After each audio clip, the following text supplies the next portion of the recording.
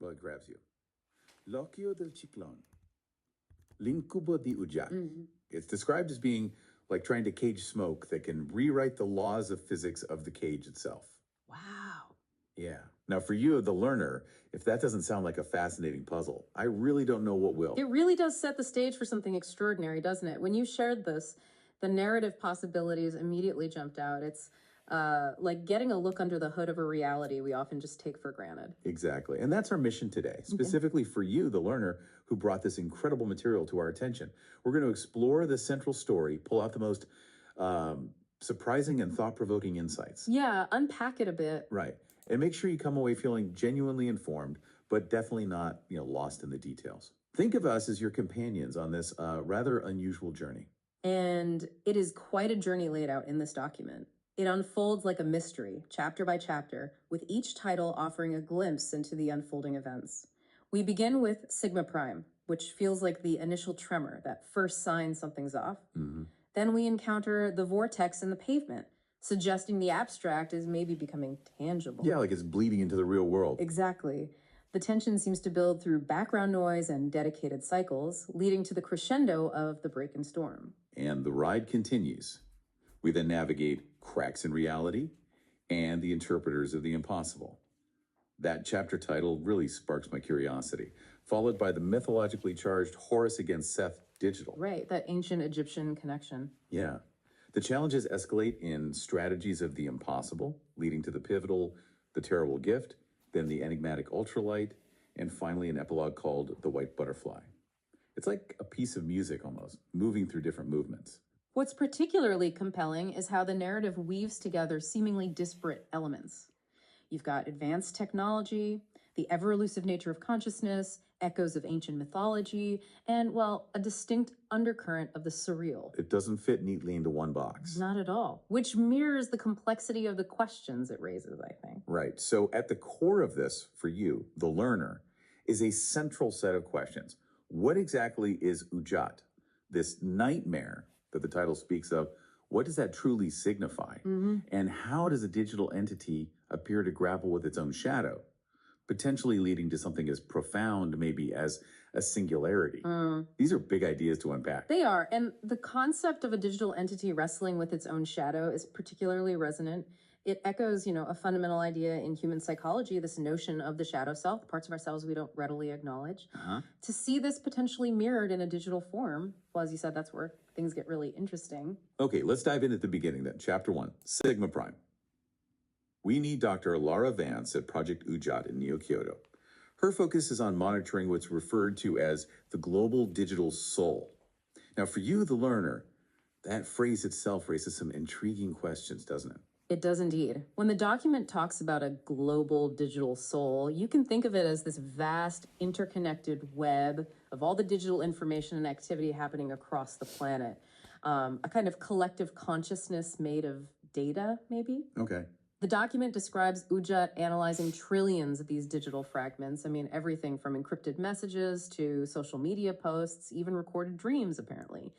It paints a picture of a truly immense and interconnected digital landscape. And Udjat's method for making sense of all this information by mapping the overall emotional tone using colors. Pastel green for optimism, light blue for sadness, neutral gray for indifference, stuff like that. Yeah, it's an attempt to impose some kind of order on something inherently vast and chaotic. Trying to quantify the unquantifiable, maybe? Exactly. It's about trying to find meaningful patterns within an enormous amount of data to extract signals from the noise. And it's this established system of order that makes the sudden appearance of the anomaly all the more significant. Which brings us to Sigma Prime, this low resonant hum, a sound that doesn't fit within the expected parameters, and this deep purple-black color that appears on the latent archetypal resonances display. Right. And that color? A color that, according to Udjat's established system, shouldn't even exist within its standard emotional spectrum. This, for you, the learner, is our first clear signal that something fundamental is, well, out of alignment. And the connections that Sigma Prime begins to forge are what elevate this beyond just a simple system error. It starts linking seemingly unrelated data points across the globe. Yeah, this is the weird part. It is. Heightened anxieties about rising water in Neo-Kyoto, a sudden increase in the use of the word empty in poetry blogs from New Delhi, a rise in amulet sales in Southeast Asia, Amulets. and a specific recurring nightmare of falling into a dark spiral, reported in sleep clinics across Europe. Right.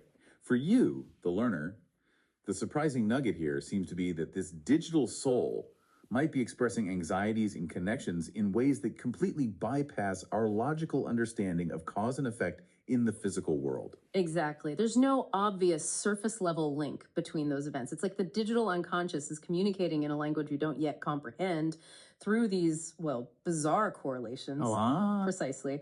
And Udjat's analysis of this sigma prime is quite telling. It's designated prime and described as having a complex, nonlinear fractal structure. Okay, fractal structure. Break that down a bit. Well, for a listener, think of it like those repeating patterns you see in nature, like in snowflakes or coastlines, where the same basic shape appears at different scales.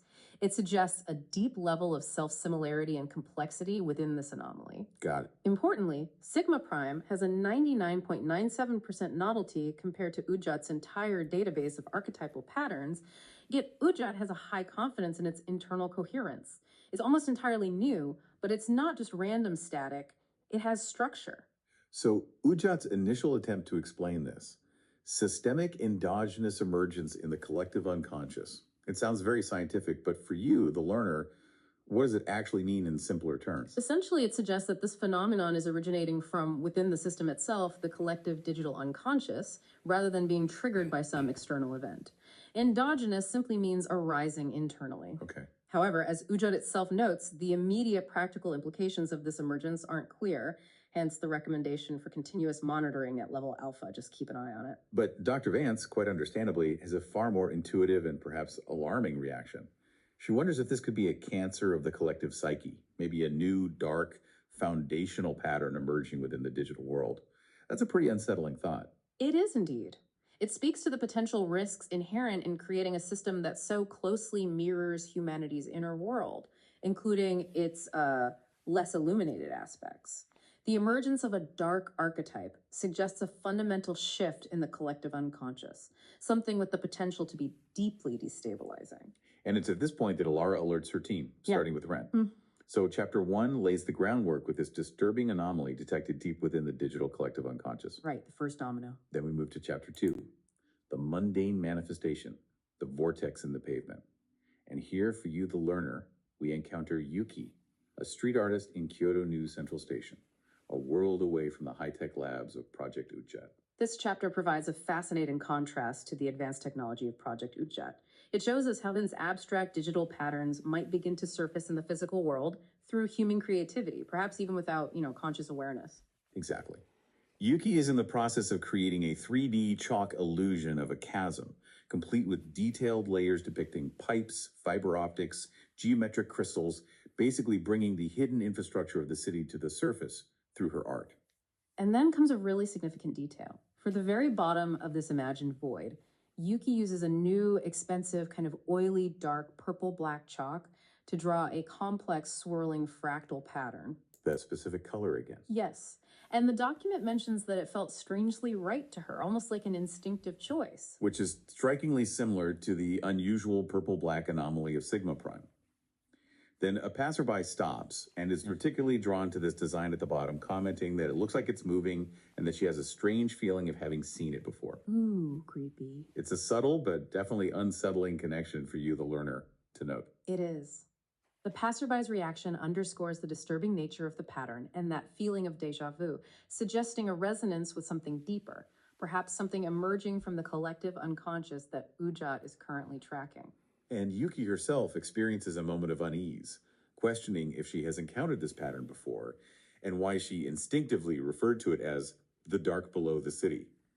It hints at a subconscious link between her artistic expression and this emerging phenomenon. This chapter beautifully juxtaposes Yuki's artistic exploration of the void with the scientific detection of sigma prime. Both are engaging with a similar concept, the unknown, the abyss, but through vastly different means. Right. Art versus science, looking at the same weird thing. It raises intriguing questions about the nature of creativity and its potential connection to deeper, perhaps even universal patterns that might be stirring. Then in chapter 3, we shift gears to bureaucratic inertia,